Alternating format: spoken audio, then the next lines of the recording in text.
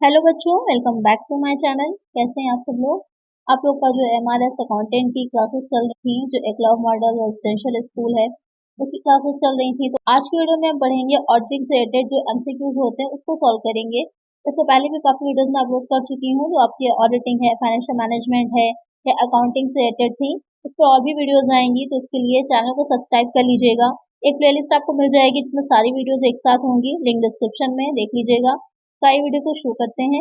आज की वीडियो में उसके आगे हम पढ़ेंगे कि ऑडिट कितने टाइप का होता है, क्योंकि तो इससे भी आपके क्वेश्चंस बन सकते हैं कि जो किसी एक्ट के अकॉर्डिंग रजिस्टर्ड कंपनीज हैं या जो गवर्नमेंट कंपनीज हैं, किसका कैसे किस तरह से ऑडिट होता है, या कंटिन्यूअस ऑडिट क्या होता है, या फिर जो आपका बैलेंस शीट का ऑडिट है वो क्या रहेगा। इससे रिलेटेड क्वेश्चन आपके बन सकते हैं। तो आई वीडियो को शुरू करते हैं, लेकिन शुरू करने से पहले जिन बच्चों ने चैनल को सब्सक्राइब नहीं किया होगा सब्सक्राइब कर लीजिए, वीडियो अच्छी लगेगी लाइक करिएगा और फ्रेंड्स आप वीडियो को शेयर भी कर दीजिएगा ज़्यादा से ज़्यादा। तो इशू करते हैं और समझते हैं कि ऑडिट कितने टाइप का होता है। तो सबसे पहले जो इसमें आता है टाइप्स ऑफ ऑडिट में, जो पहला हमारा पॉइंट रहेगा कि वैधानिक अंकेक्षण यानी कि स्टेटरी ऑडिट। अब क्या होता है वैधानिक अंकेक्षण?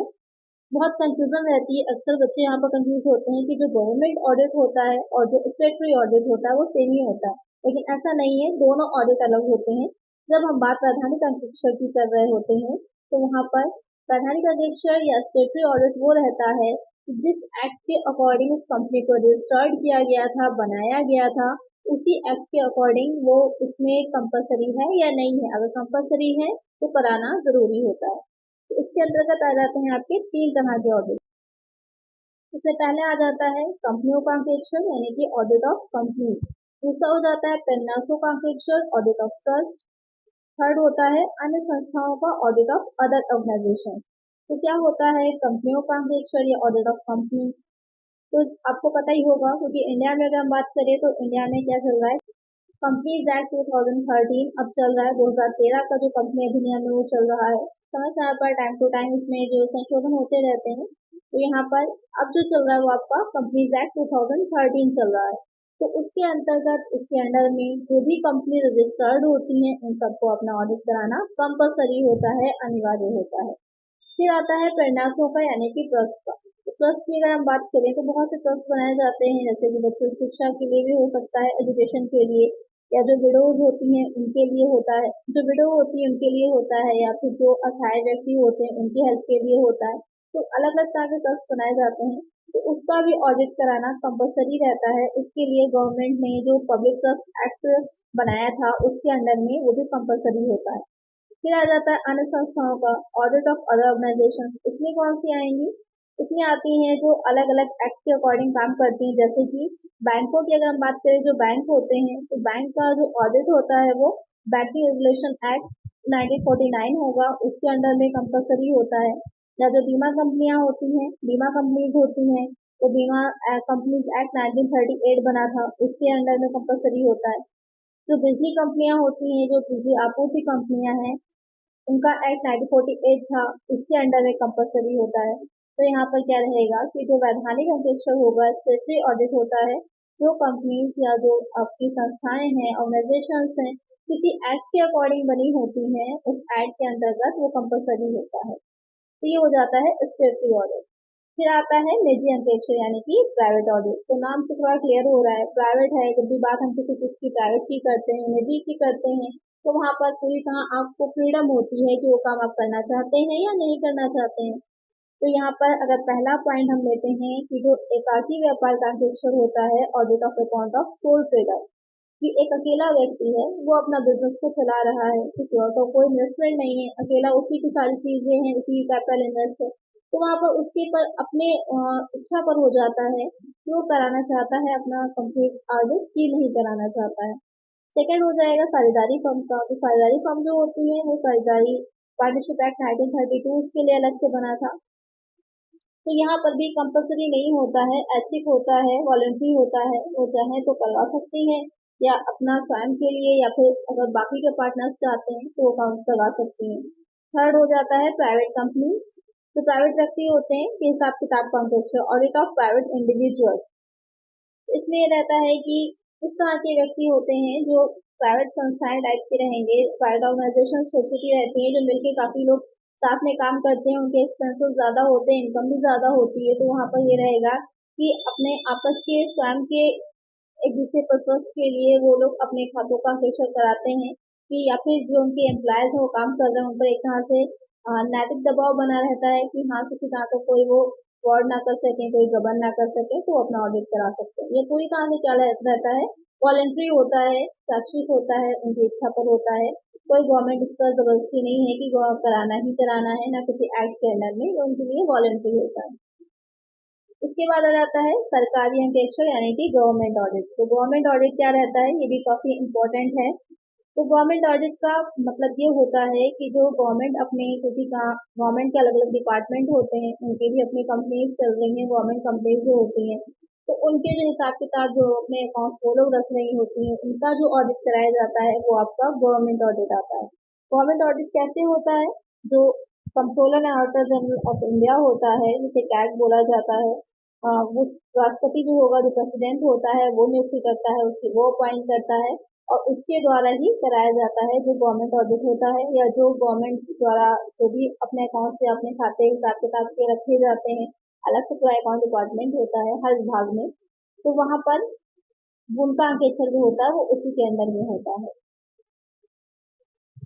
क्या होता है टैग या इससे रिलेटेड चीजें, इसको मैं एक अलग से सेपरेट वीडियो की आएगी, इसमें हम उसके बारे में डिटेल में पढ़ेंगे। फिर आता है आंतरिक अंकेक्षण इंटरनल ऑडिट, ये भी काफी इंपॉर्टेंट है, अक्सर बच्चे यहाँ पर भी कंफ्यूज होते हैं। जो इंटरनल ऑडिट होता है, आंतरिक अंकेक्षण होता है, प्रीवियस वीडियो में थोड़ा सा मैंने समझाया भी था इसके बारे में, कि जो कंपनी होती है वो अपने एम्प्लॉयज को ही या अपने एम्प्लॉय की तरह ही किसी व्यक्ति को क्या करती है, ऑडिटर के तौर पर या ऑडिटर की तरह अपॉइंट करती है अपनी कंपनी में। वो परमानेंट उस कंपनी का ही एक हिस्सा होता है, कंपनी के एम्प्लॉय की तरह रहता है, और जो भी कंपनी अपने अकाउंट्स बनाती है उन अकाउंट्स का बारे में उसको देखता है, समझता है, और उसका समझ लीजिए ऑडिट लगातार चलता रहता है। उसमें ये रहता है कि किसी भी तरह की छोटी मोटी कोई गलती होती है या कैलकुलेशन में मिस्टेक होती है, फौरन पकड़ में आ जाती है। या इस तरह से कह सकते हैं कि कंपनी के जो बाकी के एम्प्लॉयज होते हैं उनको गबन करना या कोई फ्रॉड करने में डर रहता है कि फौरन पकड़ में आ जाएगा, तो वो हो जाता है इंटरनल ऑडिट यानी कि आंतरिक अंकेक्षण। जो व्यक्ति होगा उसको एक कर्मचारी की तरह नियुक्त कर लिया जाता है, और वो कर्मचारी की तरह है, एक एम्प्लॉय की तरह है, उस कंपनी में काम करता है और ऑडिट का भी काम करता रहता है। फिर आ जाता है जो आपके अदर ऑडिट होंगे, अन्य अंकेक्षण आएंगे, तो फिर बहुत टाइप के आते हैं, उसको समझ लेते हैं थोड़ा सा ब्रीफ में। इससे पहला हो जाता है चालू अंकेक्षण। चालू अंकेक्षण यानी कि कंटिन्यूअस ऑडिट। कंटिन्यूअस ऑडिट क्या होता है, नाम से ही थोड़ा क्लियर हो रहा है। चालू अंकेक्षण, इसमें क्या रहेगा, जो ऑडिट का काम होता है वो पूरे वर्ष भर चलता रहेगा, पूरे टाइम लगातार वो ऑडिट चलता रहता है, जिससे कि छोटी मोटी जो भी गड़बड़ियां हो रही हैं उसको फौरन ही पकड़ा जा सके। क्योंकि अगर बाद में जो आपके अकाउंट बनते हैं, तब अगर स्टार्टिंग में जनरल में एंट्री करने में कोई गड़बड़ हो जाती है, तो फाइनल अकाउंट से ढूंढना उसको बहुत मुश्किल हो जाता है। आप लोग जब ग्रेजुएशन में होंगे, पढ़ रहे होंगे, तो वहां पर जो हम लोग जर्नल एंट्री करते थे और लास्ट तक बैलेंस शीट तक पहुंचते थे, बनाते थे, कभी कभी बैलेंस शीट टैली ही नहीं होती थी। क्यों नहीं होती थी, क्योंकि हमने स्टार्टिंग में ही कुछ गड़बड़ी कर दी होती थी, इस वजह से हमारी बैलेंस शीट के दोनों साइड इक्वल नहीं आते थे। तो ऐसा ही होता है कंपनी में भी, कि अगर छोटी मोटी गड़बड़ी स्टार्टिंग में एंट्रीज के टाइम पर या पोस्टिंग के टाइम पर हो जाती है, तो लास्ट में बैलेंस शीट में टैली करने में या किसी भी तरह की कोई भी अगर फ्रॉड किया गया है स्टार्टिंग में, तो उसको पकड़ना मुश्किल हो जाता है। तो चालू अंकेक्षण जो होता है, जो कंटिन्यूअस ऑडिट होता है, वो क्या रहेगा, लगातार चलता रहेगा किसी भी संस्था में, किसी ऑर्गेनाइजेशन में। जो ऑडिटर होता है उसका स्टाफ जो रहेगा वो लगातार बराबर टाइम टू टाइम आता रहता है, और जितने भी हमारे अकाउंट बने होते हैं उन सबकी जांच करता रहता है। वो हो जाता है हमारा कंटिन्यूअस ऑडिट।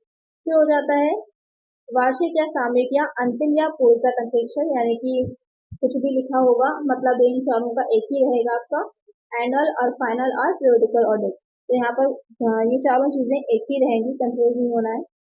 तो वार्षिक, सामयिक, अंतिम या पूर्णगत, चारों के नाम से क्लियर हो रहा है। लास्ट में जब हमारे सारे अकाउंट्स बन जाते हैं, तब जो अंकेक्षण होता है, तब जो ऑडिट होता है, वो आपका क्या हो जाता है, एनुअल ऑडिट कहलाता है।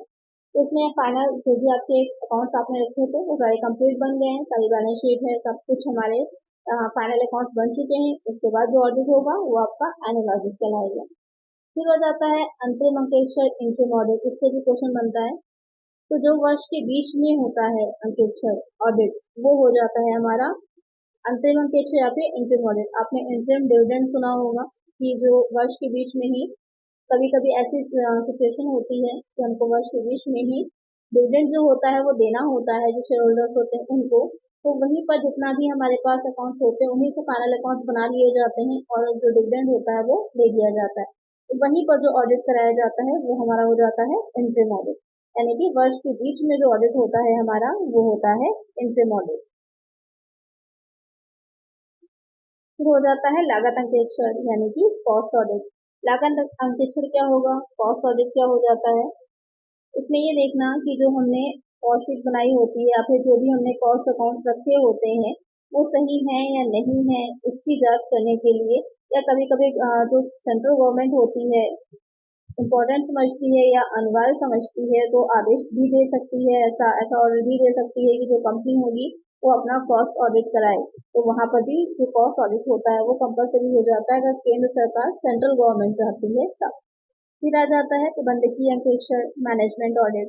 तो यहाँ पर इसमें भी रहता है कि कंपलसरी नहीं होगा, ये अगर जो भी कंपनी है वो ये देखना चाह रही है कि उसका मैनेजमेंट सही ढंग से काम कर रहा है या सही ढंग से जो अलग अलग डिपार्टमेंट है उनका मैनेजमेंट किया जा रहा है नहीं किया जा रहा है, जो भी पॉलिसीज वो बना रहे हैं जो भी काम कर रहे हैं उसका इवैल्यूएशन करने के लिए, इंस्पेक्शन करने के लिए इस ऑडिट को कराया जा सकता है। फिर आता है टैक्स ऑडिट यानी कि कर अंकेक्षण।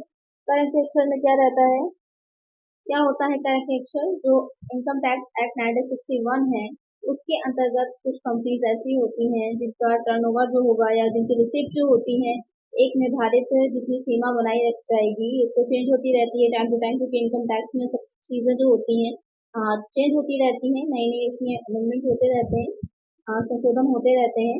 तो यहाँ पर एक निर्धारित सीमा से अधिक जो टर्नओवर होगा या रिसिप्ट होगी तो वहां पर ये रहता है कि उनको अपने जो भी अकाउंट उन्होंने रखे होते हैं या जो प्रोफेशन में होते हैं जैसे कि कोई डॉक्टर्स हैं या फिर जो एडवोकेट्स होते हैं उनकी अपनी फर्म होती है, तो उनको एक टाइम पर जब उनकी एक निर्धारित सीमा से ज्यादा हो जाती है इनकम या टर्नओवर तो उनको अपना टैक्स ऑडिट कराना कंपलसरी हो जाता है, करवाना पड़ता है।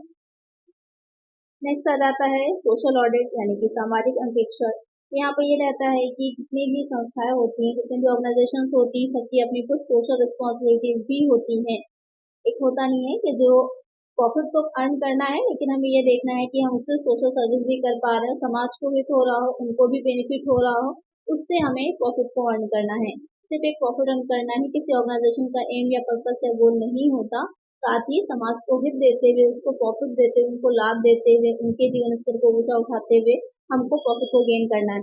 तो उसमें जो भी स्टैंडर्ड डिसाइड किए जाते हैं उन स्टैंडर्ड को पूरा कर रहे हैं या नहीं कर रहे हैं वो हो जाता है आपका सोशल ऑडिट। इसके अलावा जो उसकी संस्था रहेगी उसमें जो काम कर रहे होते हैं उसके एम्प्लॉयज होते हैं उसके लिए भी जो ऑर्गेनाइजेशन होती है उसकी अपनी कुछ सोशल रिस्पॉन्सिबिलिटीज बनती हैं, जैसे कि उनको प्रोविडेंट फंड प्रोवाइड कराना है, बोनस देना है, इंश्योरेंस देना है, मेडिकल फैसिलिटीज देना है। तो ये सब सही ढंग से दी जा रही है नहीं दी जा रही है तो उसके जो देख रेख होगी या उसकी जो चेकिंग होती है जांच होती है वो सब आपका आ जाता है सोशल ऑडिट में। फिर आता है पर्यावरण के इन्वायरमेंटल ऑडिट। इसमें रहता है कि जितनी भी आज के टाइम में जो ऐसी कंपनीज है जो मैन्युफैक्चरिंग का काम कर रही हैं तो उनका ये अपना एक दायित्व समझ लीजिए, रिस्पॉन्सिबिलिटी रहती है कि टाइम टू टाइम जो भी मशीनरी वो यूज कर रही हैं या जो टेक्नोलॉजी यूज कर रही है जो प्रोसेस उनकी है उससे किसी तरह का कोई पॉल्यूशन तो नहीं हो रहा है, क्योंकि जो चिमनी लगी होती है उससे काफी धुआं निकलता है या जो उनका वेस्टेज होता है उससे जो अगर पानी में बहा देंगे तो नदियां हैं सारी जो तालाब होते हैं छोटे छोटे वो सब पोल्यूटेड हो जाते हैं, तो उनको ये चीज का ध्यान रखना है कि किसी तरह का कोई पोल्यूशन ना फैलाएं, ये उनका हो जाता है। इसकी जो चेकिंग होगी वो हो जाती है इन्वायरमेंटल ऑडिट। फिर आता है रोकड़ अंकेक्षण यानी कि कैश ऑडिट। इसमें रहता है कि ये संस्था होगी अपने लेन देन की जांच जो कर रही है उसकी ये देखने के लिए कि कैश का प्रॉपर सही ढंग से हो रहा है कि नहीं हो रहा है, वो आपका कैश ऑडिट हो जाएगा। एफिशिएंसी ऑडिट गुणवत्ता अंकेक्षण, इसमें देखना कि जो बिजनेसमैन है या जो उनमें एम्प्लॉयज लगे हुए हैं या जो अलग अलग डिपार्टमेंट हैं वो सही से काम कर रहे हैं या नहीं कर रहे हैं। या संगामी अंकेक्षण है, कंकरेंट ऑडिट है। इसमें क्या रहता है संगामी अंकेक्षण में, तो यहाँ पर जो संगामी अंकेक्षण होता है जैसे कि ये ज्यादातर बैंक में काफी लोकप्रिय है या प्रचलित कह सकते हैं। इसमें देखा जाता है कि जो लेन देन या ट्रांजैक्शन किए जा रहे हैं उसमें जो भी डॉक्यूमेंट यूज किए जाते हैं वो पूरी तरह से सही है करेक्ट है या नहीं है, इसकी जांच करना या क्या प्रोसेस के साथ किया जा रहा है उसकी जांच करना, चेकिंग करना क्या होता है, वो हो जाता है आपका संगामी अंकेक्ष या फिर कंकरेंट ऑडिट। अब आपकी समझ में आ गया होगा ऑडिट कितने टाइप का होता है। एक और इसमें कभी कभी क्वेश्चन पूछता है जो आपका पार्शियल ऑडिट हो जाता है। पार्शियल ऑडिट यानी कि जिसे हिंदी में आप कहेंगे आंशिक अंकेक्षण। तो पार्शियल ऑडिट में क्या रहता है कि कुछ हिस्से का, यानी कि जो हमने अकाउंट्स बनाया होता है उसके किसी एक हिस्से का, किसी एक भाग का, इस तरह से कह सकते हैं किसी विशेष अवधि का जो अकाउंट्स होते हैं उससे जो जांच की जाती है या उसकी जो चेकिंग होती है वो हमारी क्या हो जाती है, पार्शियल ऑडिट कहलाती है, आंशिक अंकेक्षण कहलाती है। तो आवश्यकता अनुसार होता है, जरूरी नहीं कराया जाए। अगर आवश्यकता होती है कि हमें लग रहा है कि किसी डिपार्टमेंट में या किसी टाइम पीरियड में किसी तरह का कोई फ्रॉड हुआ है, गबन हुआ है, तो उसके खातों को ही हम चेक करते हैं, वो हमारा पार्शियल ऑडिट कहलाता है। तो आई होप आप आपकी समझ में अच्छे से आ गया होगा कि ऑडिट कितने टाइप का रहता है। अब आइए इसकी कुछ एमसीक्यूज की तरफ चलते हैं और देखते हैं कि इससे रिलेटेड क्या क्या एमसीक्यूज बन सकते हैं और उनको सॉल्व करते हैं तो हमारा रिवीजन भी हो जाएगा। फर्स्ट क्वेश्चन लेते हैं इसमें। जब ऑडिट पूरे वर्ष नियमित अंतराल या अनियमित अंतराल पर किया जाता है तो इसे कहा जाता है When audit is conducted at regular intervals or irregular intervals throughout the year, it is called statutory audit, internal audit, interim audit, continuous audit. यहाँ पर क्वेश्चन में कह रहा है कि वो ऑडिट जो पूरे टाइम चलेगा, पूरे वर्ष पर चलेगा, 15 दिन के गैप पर कर सकते हैं, 1 मंथ के, कोई रेगुलर टाइम हो या जरूरी नहीं है कि रेगुलर टाइम हो, तब भी वो ऑडिट आपका वर्ष पर चलता रहता है। तो कौन सा ऑडिट होता है, वो हमारा हो जाता है कंटिन्यूअस ऑडिट। मैंने पहले आप लोग को समझाया है इसे। यहाँ पर इसे सतत लेखा परीक्षा भी कहा जाता है। तो सही आंसर होगा हमारा ऑप्शन डी। नेक्स्ट क्वेश्चन है, वर्ष के अंत में ऑडिट को कहा जाता है audit at the end of the year is known as periodical audit, standard audit, efficiency audit, operational audit. जो वर्ष के एंड में किया जाएगा वो कौन सा ऑडिट होता है, वो हो जाता है हमारा पीरियडिकल ऑडिट। आवधिक लेखा परीक्षा जिसे कहते हैं, इसे एनुअल ऑडिट भी बोला जाता है। तो एक आंसर होगा हमारा ऑप्शन ए। नेक्स्ट क्वेश्चन है, एक ऑडिट जो 2 वार्षिक ऑडिट के बीच किया जाता है कहलाता है an audit which is conducted between 2 annual audit is known as periodical audit, standard audit, interim audit, operational audit. तो मैंने आप लोगों को समझाया था कि जब कभी भी ऐसा होता है कि वर्ष के बीच में ही इंटरिम डिविडेंड दिया जाना होता है तो फाइनल अकाउंट्स को भी वर्ष के बीच में ही बनाया जाता है, तो उसको ऑडिट भी करा लिया जाता है। वो ऑडिट क्या हो जाता है, इंटरिम ऑडिट हो जाता है, अंतरिम लेखा परीक्षा कहलाता है। तो एक आंसर होगा हमारा ऑप्शन सी। नेक्स्ट क्वेश्चन है, ऑडिट जो वैधानिक आवश्यकता नहीं है लेकिन स्वामी की इच्छा पर आयोजित किया जाता है इसे कहा जाएगा The audit which is not a statutory requirement but is conducted at the desire of owners is known as private audit, balance sheet audit, operational audit, efficiency audit. यहाँ पर क्वेश्चन में कह रहा है कि वो ऑडिट जो कि वैधानिक नहीं है, स्टैट्यूटरी नहीं है, करवाना कंपलसरी नहीं है, लेकिन उसके जो ओनर है अगर चाहें तो करवा सकते हैं, तो कौन सा ऑडिट होगा, वो हो जाता है प्राइवेट ऑडिट, निजी लेखा परीक्षा। मैंने आप लोग को समझाया था इसके बारे में। एक आंसर हो जाएगा ऑप्शन ए। जो सोल ट्रेडर्स होते हैं या फिर जो पार्टनरशिप में है वो करवाना चाहें तो करवा सकते हैं, कंपलसरी नहीं है।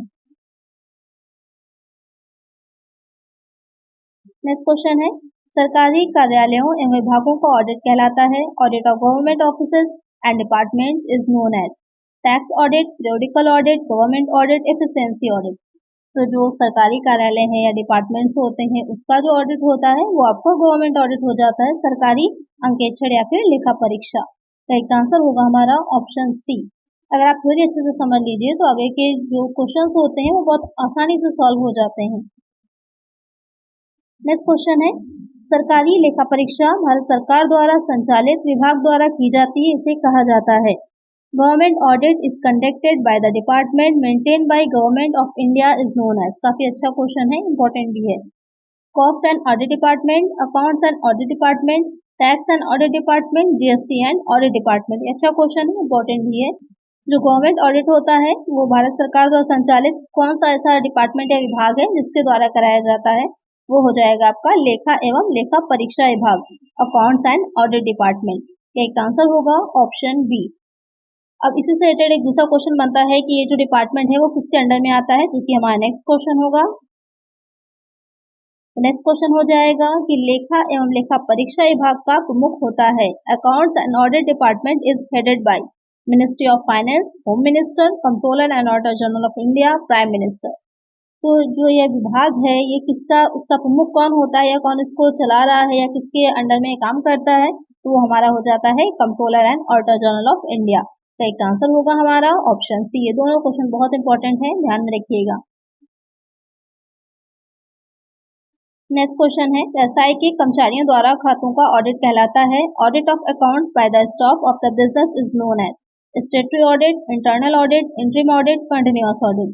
तो यहाँ पर क्वेश्चन में पूछ रहा है कि जो एसआई के कर्मचारी होते हैं, यानी कि ऐसा ऑडिट होगा जो कि किसी बिजनेस में, किसी ऑर्गेनाइजेशन में जो स्टाफ होता है वहाँ पर auditor as a staff hire कर लिया जाता है और वो लगातार कंपनी में रहकर ही उस कंपनी के जो भी अकाउंट्स बनाए जाते हैं, खाते रखे जाते हैं, उसका ऑडिट करता रहता है, उसकी जांच करता रहता है। वो हो जाता है आपका इंटरनल ऑडिट, यानी कि आंतरिक लेखा परीक्षा। एक आंसर होगा हमारा ऑप्शन बी। अच्छा, आप में से बहुत बच्चे पूछते हैं कि इतना ही सफिशिएंट है या उन्हें और भी पढ़ना है। तो ये आपकी चीजें जो है वो सिलेबस को कवर करा रहे हैं हम कि क्या क्या सिलेबस में है आपके। इसी से क्वेश्चंस आपके बनेंगे, लेकिन क्वेश्चंस वहां तक कितने डीप तक पूछे जाते हैं ये तो डिपेंड करता है कि एग्जामिनर पर। आप लोग इसके साथ ही जो प्रीवियस ईयर के इसके पेपर्स हुए होंगे उनको ले लीजिए और साथ ही प्रैक्टिस करते चलिए, जिससे कि आपके क्वेश्चंस की भी अपनी एक लैंग्वेज होती है, उसको समझना बहुत इंपॉर्टेंट होता है। उसके लिए ज़्यादा से ज़्यादा प्रैक्टिस करिए, प्रीवियस ईयर ले लीजिए और उसको प्रैक्टिस करते रहिए, जिससे आपको आइडिया भी लगेगा क्वेश्चन कैसे आते हैं और साथ ही आपकी प्रैक्टिस भी होती रहेगी। नेक्स्ट क्वेश्चन है, ऑडिट किसके लिए अनिवार्य है? Audit is compulsory for companies, trust and cooperative societies, companies formed under special act of parliament, all of the above। अच्छा क्वेश्चन है कि ऑडिट जो होगा वो किसके लिए कंपलसरी होता है। ये क्वेश्चन बहुत पूछा जाता है, बट इसमें थोड़ा सा चेंज कर देते हैं कि जॉइंट स्टॉक कंपनी लिख देंगे, सोल ट्रेडर लिख देंगे, तो कुछ भी रख सकते हैं। यहाँ पर इन तीनों के लिए ही क्या होगा, कंपलसरी होगा। कंपनी के लिए भी, ट्रस्ट के लिए भी, और जो स्पेशल एक्ट जैसे कि बैंक्स हैं या फिर जो बीमा कंपनियां होती हैं, इंश्योरेंस कंपनीज हैं, उनके लिए कंपलसरी होता है। तो ये तीनों के लिए ही कंपलसरी होगा। किसमें आता है? तो ये तीनों ही ऑडिट जो आ जाते हैं वो आ जाते हैं किसमें? स्टेटरी ऑडिट में, वैधानिक अंकेक्षण में। तो एक आंसर जो होगा हमारा option D, all of the above. Next question है, वैधानिक लेखा परीक्षा को और किस नाम से जाना जाता है? Statutory audit is also known as compulsory audit, financial audit, financial statement audit, all of the above. तो जो वैधानिक लेखा परीक्षा होगी उसे और किस नाम से जाना जाता है? तो इसका आंसर आप मुझे कमेंट करिए कि जो स्टेटरी ऑडिट है, क्योंकि जो मैंने एक्सप्लेनेशन दिया था उससे आपको समझ में आ गया होगा इसके बारे में, तो उसको कमेंट करके मुझे बताइए कि इसको और हम किस नाम से जानते हैं। तीनों ही नाम से भी जान सकते हैं, तो आंसर आपका ऑल ऑफ द अबव होगा। किसी एक नाम से जानते हैं तो वो आंसर आप लोग मुझे कमेंट करिएगा। नेक्स्ट क्वेश्चन है, सतत लेखा परीक्षा उन संगठनों के लिए उपयुक्त है जहां continuous audit is suitable for organizations where business is very large and large number of transactions are needed to be checked. Audited statements are required immediate after the close of financial year. Banks, all of the above। Question में कह रहा है कि जो हम continuous audit होता है वो किस तरह की जो ऑर्गेनाइजेशन होती हैं उनके लिए अच्छा माना जाएगा, सुटेबल होता है कि जैसा जहाँ पर बहुत बिजनेस जो है उनका बहुत काफी बड़ा है, लार्ज स्केल पे है और वहाँ पर काफी बड़ी संख्या में जो ट्रांजैक्शंस होते हैं, लेन देन होते हैं। साथ ही वहाँ पर जो वित्तीय वर्ष की समाप्ति पर जब फाइनेंशियल ईयर का एंड हो रहा होता है तो उसके जस्ट बाद इमीडिएट ही उनको जो ऑडिटेड उनके स्टेटमेंट्स होते हैं, फाइनेंशियल स्टेटमेंट है, उसकी जरूरत होती है। या फिर बैंक जो होते हैं वहां पर, तो यहाँ पर जो सतत अंकेक्षण है, कंटिन्यूअस ऑडिट है, इन तीनों के लिए ही इम्पोर्टेंट रहता है या इन तीनों ही जगह पर सुटेबल रहेगा। जहाँ पर बिजनेस बहुत बड़ा है तो वहां पर तो सारे एक एक चीज को लिख पाना पॉसिबल होना थोड़ा मुश्किल हो जाता है या कहीं पर छूट जाने की ज्यादा प्रोबेबिलिटी रहती है। इसलिए अगर रेगुलर ऑडिट होता रहेगा तो किसी भी तरह की कोई गलती है भी तो फौरन ही पकड़ में आ जाएगी। अगर फौरन ही हमको चाहिए है तो कि लास्ट में फाइनल हमारे अकाउंट्स बन जाने के बाद थोड़ा सा टाइम लगेगा ऑडिट होने में, सारे आंकड़ों को, सारे स्टेटमेंट्स का, सारे अकाउंट्स का ऑडिट होने में टाइम लगेगा, तो फौरन इमीडिएट हमको रिपोर्ट्स नहीं मिल पाएंगी। इसलिए भी हम कंटिन्यूअस ऑडिट अगर करवा रहे हैं तो वहाँ पर हमारे इजी रहेगा और लास्ट में सारा हमारी रिपोर्ट तैयार होगी। और बैंक में तो इम्पोर्टेंट होता है ये टाइम टू टाइम ऑडिट होते रहना, जो इन तीनों के लिए ही इम्पोर्टेंट है। तो करेक्ट आंसर होगा हमारा option D, all of the above. Next question है, किस प्रकार के ऑडिट में धोखाधड़ी और त्रुटियों का शीघ्र पता लगाना संभव है? Early detection of frauds and error are possible in which type of audit? Statutory audit, internal audit, interim audit, continuous audit. तो यहाँ पर कौन सा ऐसा अंकेक्षण का टाइप है या ऑडिट का टाइप होगा जिसको अपना करके हम जो भी फ्रॉड्स हो रहे हैं या जो भी एरर्स आ रहे हैं उनको हम जल्दी पता लगा पाएंगे? जो आपका वैधानिक या शाब्दिक लेखा परीक्षा होगी, आंतरिक में, अंतरिम में या फिर सतत लेखा परीक्षा में। तो यहाँ पर जो सतत लेखा परीक्षा होगा, कंटिन्यूअस ऑडिट होगा, यहाँ पर दो में आप कंफ्यूज होंगे, एक हो जाएगा इंटरनल ऑडिट और दूसरा कंटिन्यूअस ऑडिट में। इंटरनल ऑडिट से ज्यादा अच्छा यहाँ पर रहेगा कंटिन्यूअस ऑडिट। अगर हम सतत लेखा परीक्षा या चालू अंकेक्षण का काम करा रहे हैं तो वहां पर हम जल्दी जो त्रुटियां हैं या धोखाधड़ी उसको पता लगा सकते हैं, क्योंकि वहां पर एक प्रोफेशनल ऑडिटर होगा जो कि स्वतंत्र होगा, इंडिपेंडेंट होगा, बाहर से उसका स्टाफ रहेगा, आएगा, टाइम टू टाइम चेक करेगा आपके अकाउंट्स को। और जो आपने इंटरनल ऑडिट में, क्योंकि आपके कर्मचारी ही रहेंगे, आपका एम्प्लॉय ही होगा वो, तो वहां पर अगर बाकी एम्प्लॉय के साथ मिल जाएगा तो वहां पर वो फ्रॉड कर सकता है मिलकर के। लेकिन जो चालू अंकेक्षण होगा, कंटिन्यूअस ऑडिट होगा, क्योंकि वो इंडिपेंडेंट होता है, वो आपका एक तरह से एम्प्लॉय नहीं है, वो अलग है आपके बिजनेस से, तो उसके द्वारा जो अंकेक्षण होगा या उसका स्टाफ करेगा तो उसको कोई भी इफेक्ट नहीं कर पाएगा, इसलिए उसमें हम त्रुटियों को या फ्रॉड्स को जल्दी पता लगा पाएंगे। तो यहाँ पर करेक्ट आंसर होगा ऑप्शन डी। नेक्स्ट क्वेश्चन है, प्रबंधन लेखा परीक्षा को इस नाम से भी जाना जाता है। Management audit is also known as efficiency audit, performance audit, property audit, standard audit. तो यहाँ पर जो मैनेजमेंट ऑडिट होता है उसे और किस नाम से जाना जाता है? मैनेजमेंट ऑडिट को हम एफिशिएंसी ऑडिट यानी कि दक्षता लेखा परीक्षा के नाम से भी जानते हैं। एक आंसर होगा हमारा ऑप्शन ए। नेक्स्ट क्वेश्चन है, प्रबंधन लेखा परीक्षा में शामिल है। Management audit involve examination of organisational structure, review the performance of each functions and department of the management to help various levels of management in the effective discharge of their duties, all of the above। तो यहाँ पर question में जो कह रहा है कि जो प्रबंधन अंकेक्षण है या लेखा परीक्षा है उसमें क्या शामिल होता है, तो वहाँ पर जो ऑर्गेनाइजेशनल स्ट्रक्चर है उसका भी जांच की जाती है, उसके बारे में भी पता लगाया जाता है। साथ ही जो प्रबंधन का प्रत्येक कार्य है, जो मैनेजमेंट है जो भी काम कर रहा है या जो भी पॉलिसीज ला रहा है या जो भी उसके डिपार्टमेंट्स हैं तो उन सब में उसने किस तरह परफॉर्म किया है उसकी भी समीक्षा की जाती है। साथ ही जो उसके अलग अलग लेवल होते हैं, उसके लोअर लेवल पर होता है मैनेजमेंट, टॉप लेवल पे होता है, मिडिल लेवल पे होता है, तो उन सारे लेवल्स के बारे में जानना कि क्या उनकी ड्यूटीज थी, क्या रिस्पॉन्सिबिलिटी थी, उन्होंने सही ढंग से काम किया है नहीं किया है, जो उसमें क्या सुधार किया जा सकता है, इम्प्रूवमेंट क्या लाया जा सकता है, इन सारी चीजों को शामिल करता है जो आपका मैनेजमेंट ऑडिट होगा। करेक्ट आंसर होगा हमारा option D, all of the above. Next question है, त्रुटियों और धोखाधड़ी को किस प्रणाली के तहत जल्दी खोजा जा सकता है? Error and fraud already committed can be discovered under the system of internal audit, internal check, internal control, statutory audit, interim audit, none of the above. तो क्वेश्चन में कह रहा है कि अगर त्रुटियां हैं या धोखाधड़ी किसी तरह की है, एरर है या फिर फ्रॉड्स हैं, उनको किस प्रणाली या कौन सा मेथड को हम अपनाएं तो जल्दी ही पता लगा सकते हैं। इसका आंसर क्या होगा या क्या इसका करेक्ट आंसर होगा? तो जो आपकी इंटरनल ऑडिट होता है, आंतरिक लेखा परीक्षा है, आंतरिक जांच या फिर आंतरिक नियंत्रण, इसके द्वारा इसके माध्यम से अगर हम इसे अपना रहे हैं अपनी संस्था में तो हम किसी भी एरर को जल्दी पकड़ सकते हैं। आंतरिक अंकेक्षण के बारे में मैंने आप लोग को पहले ही समझा दिया। इंटरनल ऑडिट क्या होता है? इंटरनल चेक में रहता है आंतरिक जांच कि एक जो एम्प्लॉय है जो काम कर रहा है, दूसरा एम्प्लॉय उसका इस तरह से काम को बांटा जाता है, डिवाइड किया जाता है कि एक जो एम्प्लॉय काम करेगा दूसरा एम्प्लॉय उसकी जांच कर लेता है, तो वहाँ पर क्रॉस चेक हो जाता है, क्रॉस एग्जामिन हो जाता है कि किसी तरह की कोई गलती अगर एक से हुई है तो दूसरा उसको फौरन ही पकड़ लेता है। ये और उसके बाद इंटरनल कंट्रोल रहता है, तो आंतरिक नियंत्रण भी रहेगा, क्योंकि जब आपस में ही जब ऑडिटर है वहाँ पर और काम सारा उसके अंडर में रहेगा, चेकिंग चल रही है, जो ऑडिटर है वो एज एम्प्लॉय काम कर रहा है तो एक दबाव बना रहता है बाकी जो एम्प्लॉयज हैं उन पर। जो इंटरनल चेक चल रहा है जिसकी वजह से भी ये रहता है कि जो दूसरा एम्प्लॉय होता है किसी भी तरह की कोई गलती करने से डरता है या किस तरह का फ्रॉड करने से डरता है कि दूसरा एम्प्लॉय उसको पकड़ लेगा, तो इस वजह से जल्दी ही आसानी से पता लगाया जा सकता है या ये भी कह सकते हैं कि कम किया जा सकता है एरर्स को या फिर फ्रॉड्स को। करेक्ट आंसर होगा हमारा ऑप्शन ए। तो आज की वीडियो में इतना ही। आई होप वीडियो अच्छी लगी होगी, आपको क्वेश्चंस अच्छे लगे होंगे और टॉपिक क्लियर हो गया होगा। तो आज की वीडियो में इतना ही। अगर वीडियो अच्छी लगी है तो लाइक कर दीजिएगा, चैनल पर नया सब्सक्राइब जरूर कर लीजिएगा और फ्रेंड्स तक वीडियो को शेयर भी कर दीजिएगा। मिलते हैं नेक्स्ट वीडियो में। Thank you.